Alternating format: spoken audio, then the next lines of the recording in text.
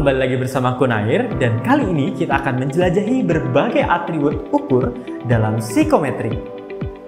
Setelah kita mengetahui dasar-dasar tentang pengukuran, mari kita masuk ke topik atribut psikologi. Atribut psikologi adalah konstruk hipotetik, artinya adalah konsep yang tidak dapat diamati secara langsung atau non-observable.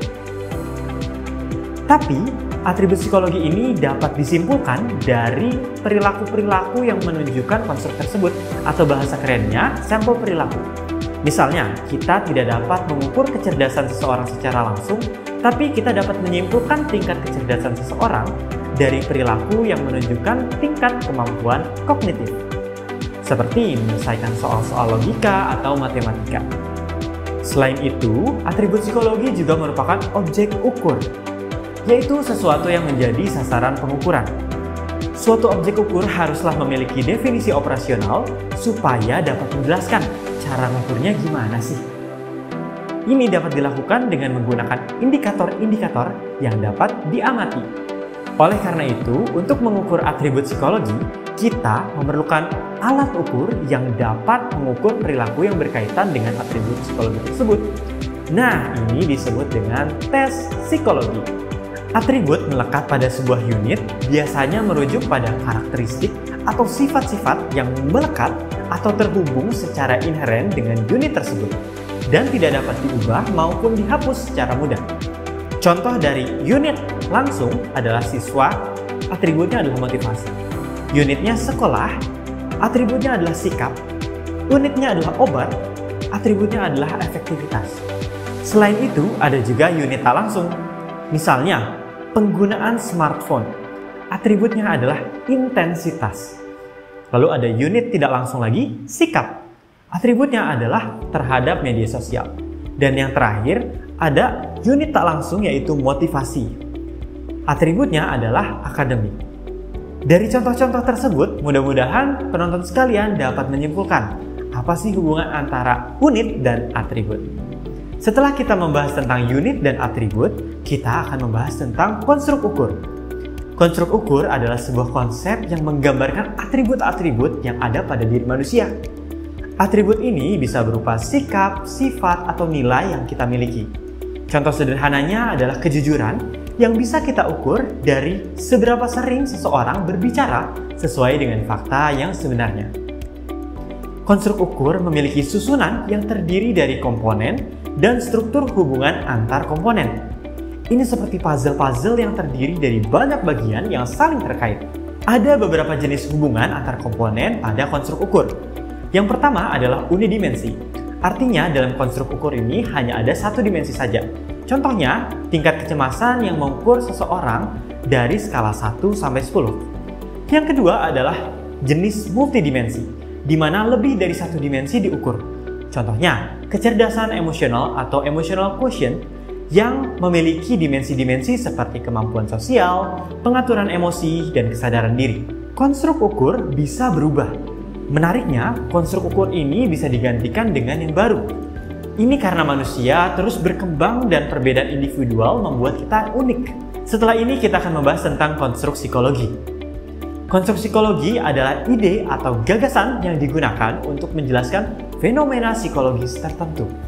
Ini bisa berupa proses mental atau cara berpikir maupun merasakan sesuatu.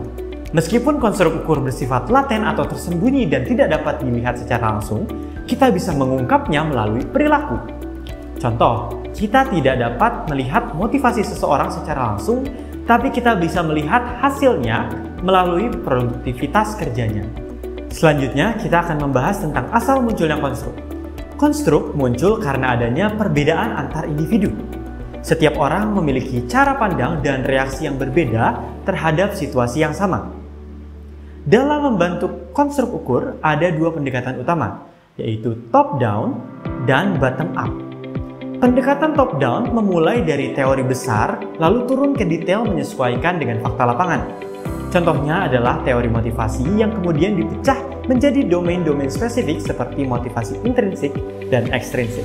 Sementara itu, pendekatan bottom up dimulai dari data atau pengamatan di lapangan lalu naik ke teori. Contohnya, mengamati bagaimana budaya kerja mempengaruhi kepuasan kerja karyawan. Setelah ini, kita akan membahas tentang nomological network yang berasal dari bahasa Yunani, yaitu sesuai hukum atau seperti hukum. Membangun jaringan nomologis bertujuan untuk memahami konstruk yang diamati dan hubungannya dengan konsep lain dalam studi, terutama psikologi. Jaringan nomologis mencakup konstruksi-konstruksi utama serta manifestasi yang dapat diamati dari konstruk tersebut. Menurut pandangan Cronbach dan Mill, untuk membuktikan validitas konstruk suatu pengukuran, penting untuk mengembangkan jaringan nomologis untuk pengukuran tersebut. Pentingnya jaringan nomologis adalah untuk membantu dalam menguraikan serta memahami konsep-konsep yang kompleks dalam suatu studi serta memperjelas hubungan antara konsep-konsep tersebut. Konsep yang digunakan dalam psikologi untuk menggambarkan hubungan antara konstruk atau variabel psikologis melalui hubungan teoretis disebut dengan jejaring nomologis. Dalam jejaring nomologis, konstruk dihubungkan dengan variabel lainnya melalui hubungan secara psikologis. Hubungan ini menjelaskan bagaimana konstruk-konstruk psikologis terkait dengan variabel lain seperti perilaku, pengalaman, atau kondisi lainnya. Dalam membangun jejaring nomologis, para peneliti psikologi menggunakan berbagai metode pengukuran dan analisis data seperti uji reliabilitas, uji validitas, analisis faktor, dan analisis regresi. Tujuannya adalah untuk memvalidasi hubungan antara konstruk-konstruk psikologis yang teridentifikasi dan menguji hipotesis tentang bagaimana konstruk tersebut saling mempengaruhi. Dengan memahami jejaring nomologis, para peneliti dapat memperoleh pemahaman yang lebih baik tentang bagaimana konstruk psikologis berinteraksi satu sama lain dan bagaimana variabel-variabel ini dapat digunakan untuk memprediksi suatu perilaku atau pengalaman manusia. Jejaring nomologis juga dapat membantu dalam pengembangan dan pengujian teori psikologis. Perspektif dalam menentukan definisi dari sebuah konstruk yang dapat menghasilkan alat ukur yang berbeda. Satu konstruk dapat dijadikan berbagai alat ukur tergantung dari perspektif yang digunakan.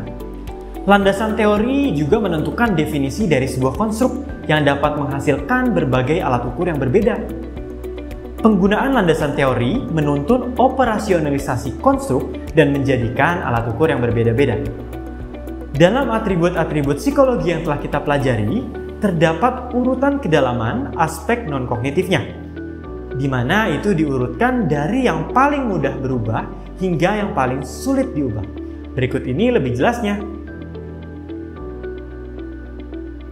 Berdasarkan berbagai materi yang telah kita pelajari dalam video kali ini, dapat disimpulkan bahwa yang pertama, konstruk ukur dalam psikologi bersifat laten. Untuk menjadi sebuah alat ukur perlu dioperasionalisasikan atau dispesifikkan strukturnya serta hubungan antar bagiannya. Yang kedua, hubungan antar konstruk ukur dapat ditunjukkan oleh jejaring nomologis. Ini nantinya mengimplikasikan terhadap urutan kedalaman aspek non-kognitif, mulai dari kebiasaan hingga nilai. Yang ketiga, konstruk ukur dikembangkan berdasarkan teori atau top-down maupun dari hasil penelitian atau bottom-up. Yang keempat, konstruk ukur memiliki berbagai perspektif. Dan ini mengimplikasikan yang kelima, di mana definisi konstruk ukur tergantung dari landasan teori, sehingga menentukan karakteristik alat ukur yang dikembangkan, bahkan satu teori bisa menghasilkan berbagai alat ukur. Terima kasih telah menonton video ini, semoga bermanfaat untuk penonton semua. Sampai jumpa di episode berikutnya. Bye-bye!